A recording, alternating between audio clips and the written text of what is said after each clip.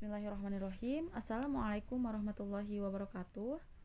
Nama saya Iftitah Al-Zahra. Video ini saya buat untuk memenuhi tugas UAS dengan mata kuliah Desain Pembelajaran. Nah, di sini saya akan menjelaskan mengenai rencana pelaksanaan pembelajaran dengan mata pelajaran Budi Pekerti untuk kelas 10 dengan materi pokok yaitu ras, etnis, dan gender. Nah, yang pertama saya akan menjelaskan mengenai kompetensi inti. K1. Siswa dapat menghayati dan mengamalkan ajaran agama yang dianutnya.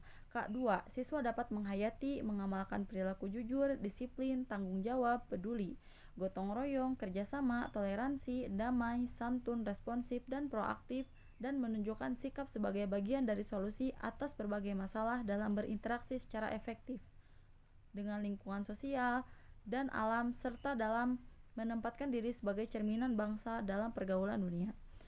K3. Siswa dapat memahami, menerapkan, menganalisis pengetahuan faktual, konseptual, prosedural, berdasarkan rasa ingin tahunya tentang ilmu pengetahuan, teknologi, seni, budaya, dan humaniora dengan wawasan kemanusiaan, prosedural pada bagian kajian yang spesifik sesuai dengan bakat dan minatnya untuk memecahkan masalah. Keempat, siswa dapat mengolah, menalar, menyaji dalam ranah konkret dan ranah abstrak terkait dengan pengembangan dari yang dipelajarinya di sekolah secara mandiri dan mampu menggunakan metode sesuai kaidah keilmuan. Kemudian yang kedua ada tujuan pembelajaran. Nah, peserta didik dapat 1. Menjelaskan pengertian ras, etnis, dan gender. 2. Menentukan solusi atau masalah-masalah sekitar ras, etnis, dan gender. 3. Menyikapi atas perbedaan tersebut. Nah, yang ketiga ada materi pembelajaran. 1. Pengertian ras, etnis, dan gender. 2. Masalah-masalah sekitar ras, etnis, dan gender. 3.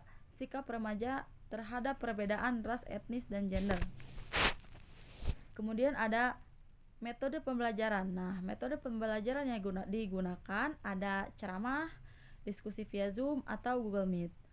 Kemudian media pembelajarannya yaitu HP, video, gambar manusia dari keberagaman ras, etnis dan gender, serta teks deskripsi, PPT, dan laptop.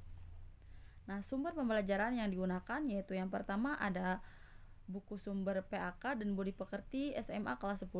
Yang kedua ada buku siswa PAK, ras, etnis, dan gender, Dirjen Kebudayaan Kemendikbud 2017.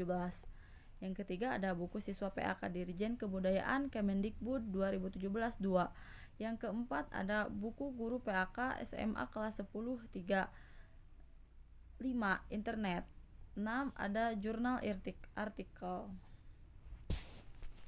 Kemudian selanjutnya ada kegiatan pembelajaran. Yang pertama, kegiatan pendahuluan selama 15 menit. 1. Menyiapkan peserta didik dan mengikuti proses pembelajaran serta berdoa absensi, menyiapkan multimedia via online, menyiapkan LKPD siswa, fitur yang telah disediakan. 2. Motivasi peserta didik secara kontekstual sesuai dengan manfaat pembelajaran.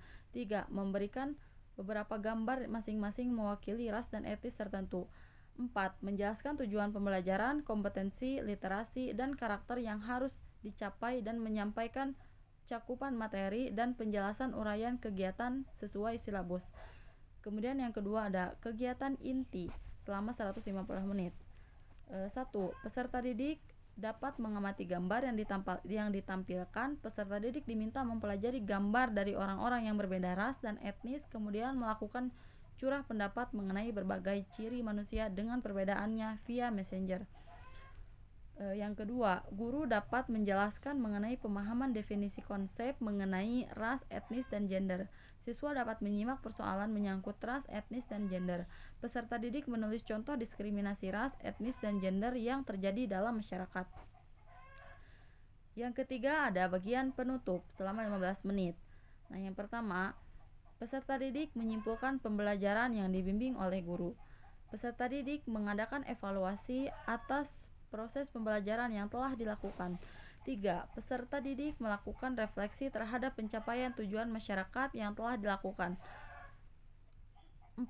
Peserta didik mendapatkan umpan balik terhadap proses dan hasil pembelajaran. 5. Menginformasikan rencana kegiatan pembelajaran untuk pertemuan berikutnya. 6. Menutup kegiatan dengan berdoa bersama. Kemudian yang terakhir ada keterampilan. 1. Unjuk kerja.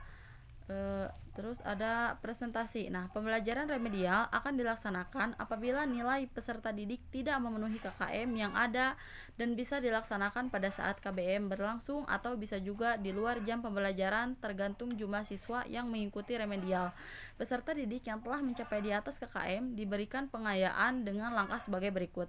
A. Peserta didik yang mencapai nilai KKM sampai dengan 90 akan diberikan pengayaan sesuai dengan permasalahan dan mencapai nilai KD 100. B. Peserta didik yang telah mencapai nilai 90-100 akan diberikan pengayaan membandingkan antara 2 atau lebih teks deskriptif untuk mencari kesamaan atau perbedaan fungsi sosialnya. Nah, sekian RPP dari saya. Wassalamualaikum warahmatullahi wabarakatuh.